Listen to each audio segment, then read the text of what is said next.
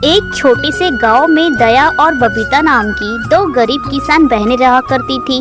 वो दोनों अपने खेत में फूल उगाया करती है और उन्हें शहर ले जाकर बेचा करती है और इसी तरह से अपना गुजारा करती है। एक दिन उनके घर में गांव का मुखिया आता है। अरे ओ बबीता और दया, कहाँ चली गई दोनों बहनें? जरा बाहर आना। तब दोनों बहनें बाहर आती है। क्या हुआ मुखिया जी, आप इतनी जोर से चिल्ला क्यों रहे हो? अरे चिल्लाओ क्यों ना, आखिर कल मेरे बेटे का जन्मदिन है, तो मैं चाहता हूँ कि तुम दोनों बहनें कल अपने सारे फूल मेरे घर भिजवा दो।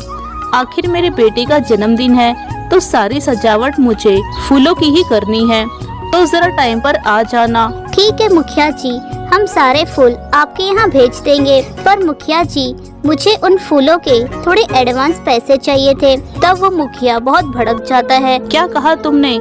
मैं इस गांव का मुखिया हूँ और तुम मुझसे पैसे मांग रही हो?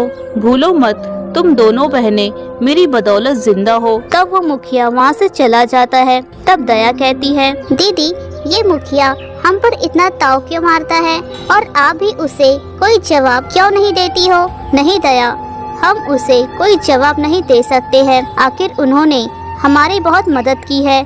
जब माँ पापा का देहांत हुआ तो हमारे पास 1 रुपया भी नहीं था, तब उन्होंने हमारी बहुत मदद की थी।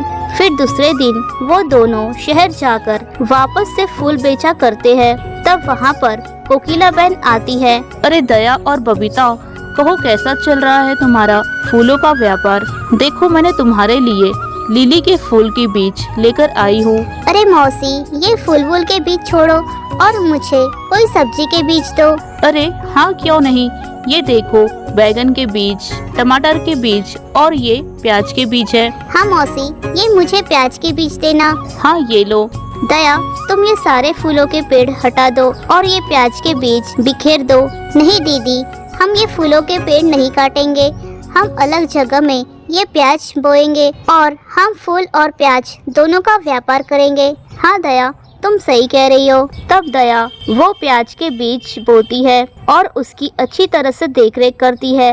तब कुछ ही दिनों में प्याज उगाते हैं।